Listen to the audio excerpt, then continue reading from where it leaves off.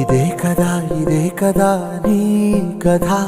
ముగింపులేనిదై సదా సాగదా ఇదే కదా నీ కథ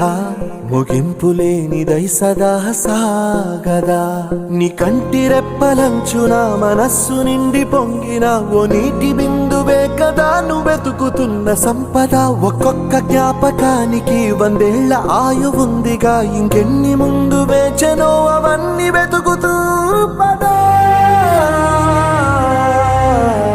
మనుష్యులందు నీ కథ మహర్షిలాగా సాగదా మనుష్యులందు నీ కథ